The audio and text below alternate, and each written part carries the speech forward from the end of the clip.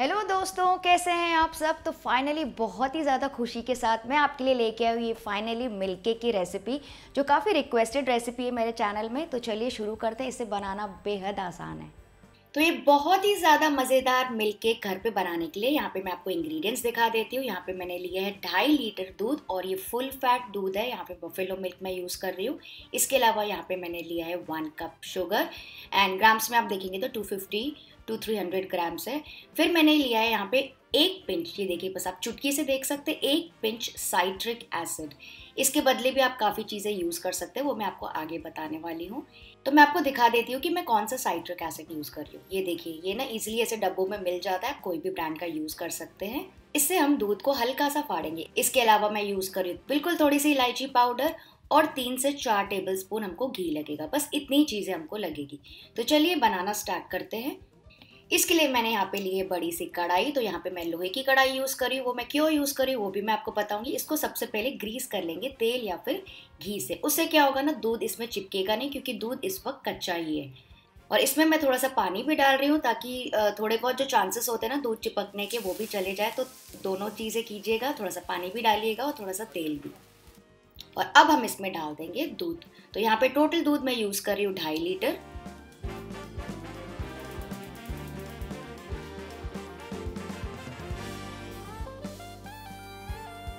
और इसको लगातार अब लो मीडियम फ्लेम पे मिक्स करते जाएंगे। तो शुरू में आप मीडियम हाई फ्लेम रख सकते हैं। इसको मिक्स करते करते ही उबालना है। इसको बिल्कुल ऐसा छोड़ना नहीं कि अपने आप उबलेगा। इसको मिक्स करते करते ही उबालना है। तो अब मैं आपको ये बता रही थी कि यहाँ पे मैंने फुल फैट दूध इसलिए लिया है क्योंकि उसका जो खोया बनता है ना, बहुत ही ज़्यादा टेस्टी बनता है और बहुत ज़्यादा बनता है। अगर आप लो फैट दूध यूज़ करेंगे तो आपका छेना या फिर जो भी हम मावा बना रहे हैं वो कम निकलेगा और वो इतना ज़्यादा टेस्टी नहीं होगा। इसलिए कोशिश करके फुल फैट दूध ही यूज़ कीजिएगा। एंड दूसरी चीज़ यहाँ पे मैं यूज़ करी हूँ लोहे की कढ़ाई। कोशिश करके नॉन स्टिक पैन या फिर एल्यूमिनियम का पैन मत यूज़ कीजिएगा। उससे क्या होता है ना, जो दूध का कलर है वो हल्का सा बदल जाता है और टेस्ट भी थोड़ा सा चेंज हो जाता है उसका। तो लोहे की कढ़ाई बेस्ट होती है अगर आप दूध की मिठाई बना रहे हैं तो। ये देखिए, इसमें हल्का हल्का उबाल आना स्टार्ट हो गया। तो अब इसको लगातार ऐसे ही चलाते जाएंगे। इसमें अच्छा सा बॉईल आने का वेट करेंगे।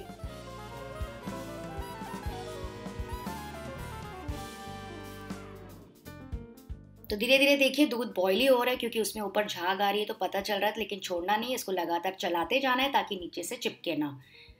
आप चाहें तो इसको लो फ्लेम पे छोड़ सकते हैं। जब तक मैं आपको बताती हूँ कि बाकी की तैयारी मैंने क्या की है। तो इस मिठाई को जमाने के लिए तब तक हम बाकी की तैयारी कर लेते हैं। ये देखिए, यहाँ पे मैंने लिया एक स्टील का डब्बा। ये थोड़ा सा स्क्वायरिश डब्बा है और इसका जो डीप है ना वो इतना डीप होना चाहिए। आप चाहें तो ब्रेड बॉक्स यूज़ कर सकते हैं या फिर केक टेन यूज़ कर सकते हैं। लेकिन गहराई जितनी अच्छी रहेगी ना तो अच्छा सा कलर आएगा अंदर। इसको अच्छे से ग्रीस कर लेंगे चारों तरफ से, ऊपर नीचे तेल से या फिर घी से। वैसे तो मिठाई इजीली निकल जाती है, लेकिन फिर भी मैं इसमें सेफर साइड के लिए यहाँ पे मैं लगा रही हूँ बिल्कुल थोड़ा सा बटर पेपर। मतलब मैं बेस में बटर पेपर लगा रही हूँ ताकि इजी डिमोल्डिंग हो जाए। और अब मैं आपको दिखाती हूँ कि मैंने यहाँ पे क्या रखा है। यहाँ पे मैंने रखा है 2 मोटी सी शॉल, क्योंकि बहुत मोटी रजाई या फिर ऐसे चीज़ें मेरे पास नहीं है। मुंबई में इतनी ठंड होती नहीं है। तो इसको इसके ऊपर प्लेस कर देंगे जब हम मिठाई इसमें डालेंगे। और इसको चारों तरफ से ऐसे कवर कर लेंगे। कवर करने से क्या होगा, जितनी ज़्यादा गर्माइश में मिठाई रहेगी ना, जितनी ज़्यादा देर, उतना ही प्यारा सा और अच्छा सा गहरा कलर आ जाएगा अंदर मिल्क केक में। आपको पता होगा कि मैं क्या कहना चाह रही हूँ। जो अंदर गहरा कलर आता है ना मिठाई के बीच में, वो इसी वजह से आता है। तो इसको साइड में रख देंगे और चलिए दूध को भी चेक कर लेते हैं।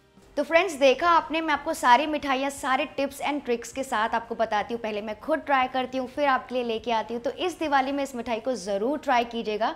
इसे घर पे बनाने की एक अलग ही तसल्ली होती है। और हाँ, अगर वीडियो पसंद आएगा तो प्लीज़ लाइक कर दीजिए और कमेंट करके बताइएगा पक्का कि आपको ये मिठाई कैसी लगी। तो फ्रेंड्स, यहाँ पे मेरा दूध काफ़ी सारा था, करीबन 2.5 लीटर, जैसे मैंने आपको बताया। तो मैंने इसको ट्रांसफ़र कर लिया दूसरी कढ़ाई में। और ये वाली जो कढ़ाई है ना, हार्ड एनोडाइज्ड की है।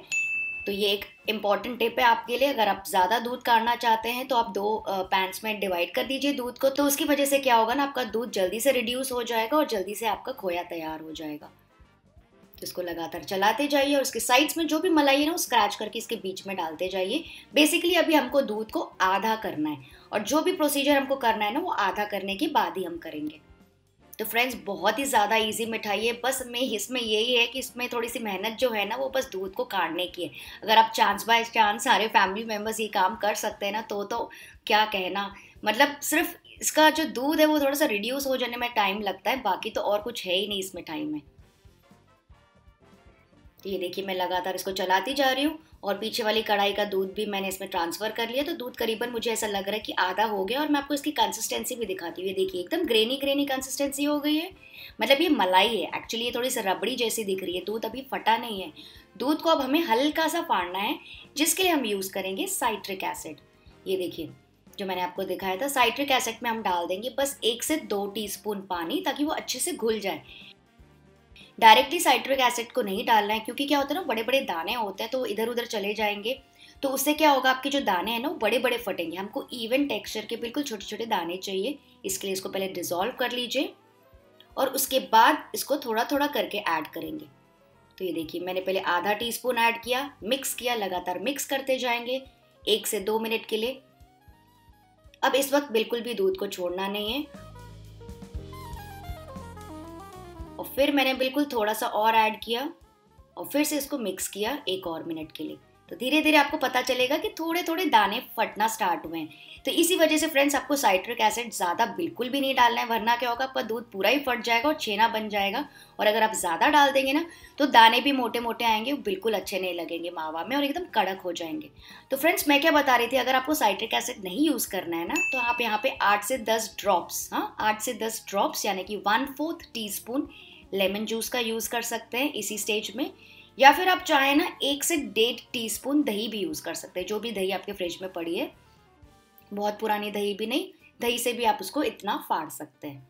और फ्रेंड्स कुछ लोग फिटकरी भी यूज़ करते हैं, मतलब हलवाई तो मोस्टली फिटकरी यूज़ करते हैं। तो अगर आप फिटकरी यूज़ कर रहे हैं तो उसका भी एकदम पिंच पाउडर यूज़ कीजिएगा, जितना हमने साइट्रिक एसिड यूज़ किया है। तो इसको लगातार ऐसे मिक्स करते जाएंगे। ये देखिए इसके काफ़ी दाने अलग हो गए हैं, मतलब दाना दाना भी दिख रहा है, और इसको ऐसे और मिक्स करके थोड़ा सा रिड्यूस करते जाएंगे। तो इस वक्त थोड़े से आपको छींटे लग सकते हैं दूध के, तो यहाँ पे आप ढक्कन रख सकते हैं। बस ध्यान दीजिएगा कि उसके छींटे ज़्यादा आपके फेस में नहीं आए। तो ये देखिए दूध अभी काफ़ी रिड्यूस हो गया है और पूरे दाने दाने दिख रहा है। मुझे ऐसा लग रहा है कि साइट्रिक एसिड ने अपना काम कर लिया है। तो अब हाफ से जो है ना दूध वो 1/3 हो गया है। तो इस वक्त हम इसमें डालेंगे शक्कर। तो शक्कर टोटल जो हमने यूज़ किए पूरे एक साथ नहीं डालना है, 250 ग्राम्स, थोड़ा थोड़ा करके शक्कर डालते जाएंगे। करीबन 2 से 3 टेबलस्पून शक्कर डालते जाएंगे और इसको मिक्स करते जाएंगे 1 मिनट के लिए, जब तक ये पहली बैच ऑफ शुगर डिज़ोल्व नहीं हो जाए और अच्छे से मिल ना जाए उसमें।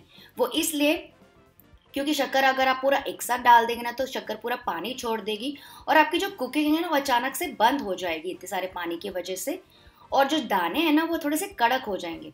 जो हम दाने इसमें बना रहे हैं ना मावे की, वो एकदम कड़क कड़क हो जाएंगे। तो ऐसा बिल्कुल भी नहीं करना है, शक्कर को थोड़ा थोड़ा करके ऐड करते जाएंगे।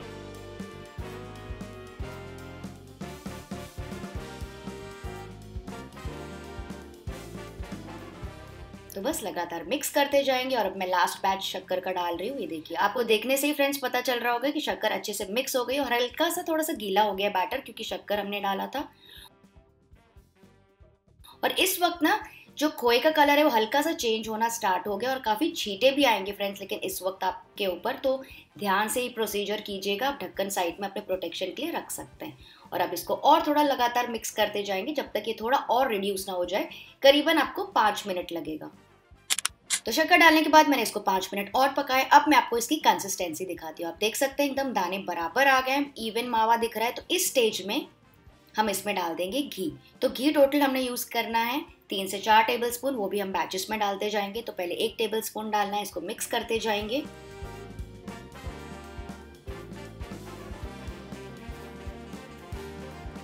और उसके बाद 1-2 मिनट के बाद दूसरा टेबलस्पून डालेंगे और इसी तरह से 3 से 4 टेबलस्पून यूज़ कर लेंगे।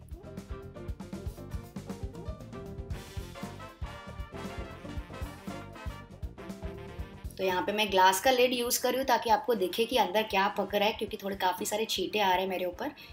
तो फ्रेंड्स आप देख सकते हैं घी मैंने पूरा यूज़ कर लिया और खोए का कलर भी अभी थोड़ा चेंज होना स्टार्ट हो गया घी की वजह से, क्योंकि घी में अभी और भुनेगा। तो इस वक्त हम इसमें डाल देंगे थोड़ी सी इलायची पाउडर। तो फ्रेंड्स अगर आपको चाहिए तो आप इलायची पाउडर भी स्किप कर सकते हैं, अगर आपको एकदम प्रॉपर खोए का ही टेस्ट चाहिए तो।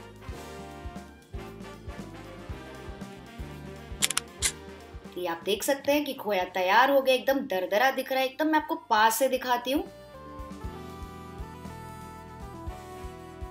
ये पूरा एक तरफ इकट्ठा होना स्टार्ट हो गया, कलर भी काफी गहरा हो गया, बहुत ज्यादा डार्क भी नहीं करेंगे क्योंकि इसके अंदर भी काफी गहरा ही कलर आएगा। मैं आपको स्पैटुला से करके दिखाती हूँ। ये देखिए साइड्स पूरे छोड़ दिया है और ऊपर से जब मैं पलटा रही हूँ ना तो साइड्स पूरे छोड़ के ऊपर हल्की सी झाग जैसी जम रही है और ये उबलना एकदम बंद हो गया। तो इस वक्त गैस का फ्लेम ऑफ कर देंगे और एकदम ही गर्मा गर्म खोया इस डब्बे में ट्रांसफर कर लेंगे। फ्रेंड्स बिल्कुल भी टाइम वेस्ट नहीं करेंगे, जल्दी से इसको ट्रांसफर कर लेंगे इस डब्बे में।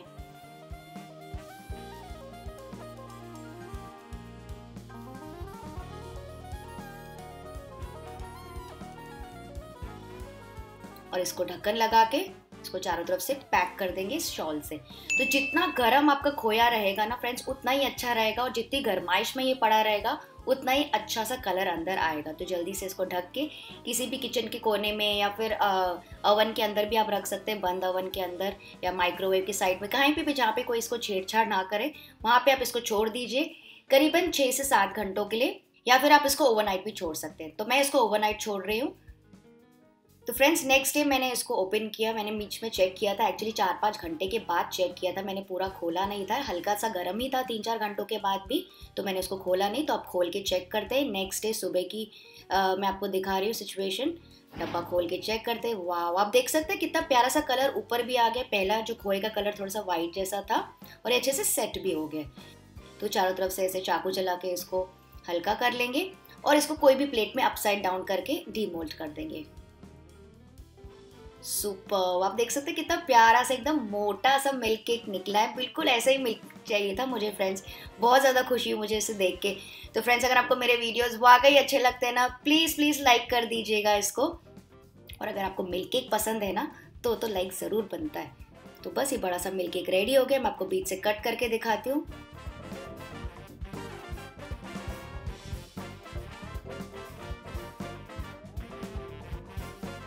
ये देखिए इसका कलर कॉन्ट्रास्ट आया ना, अंदर से बिल्कुल गहरा और ऊपर से थोड़ा सा सफेद।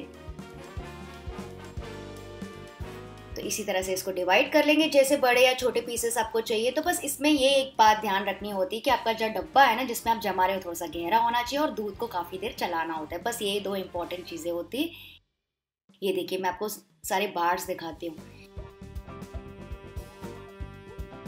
लग रहा है ना सुपर अमेजिंग और सुपर सॉफ्ट। तो इसको छोटे छोटे पीसेस में भी आप डिवाइड कर सकते हैं। ये देखिए मैं आपको एक पीस दिखाती हूँ, कितना सॉफ्ट, कितना जूसी, कितना अच्छा लग रहा है फ्रेंड्स। मैं क्या बताऊँ आपको, मज़ा आ गया इसको बना के। घर में मिठाई बनाने की ना अलग ही तसल्ली होती है। आप चाहे तो इसको डेकोरेट कर सकते हैं पिस्ता से। अब मैं आपको एक तोड़ के दिखाती हूँ।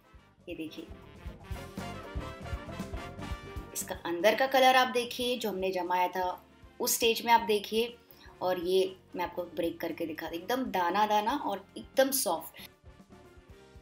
तो फ्रेंड्स आई होप आपको आज की रेसिपी पसंद आई होगी। मैं आपसे मिलती हूँ, अपनी दिवाली की तैयारी एंजॉय कीजिएगा। Bye bye.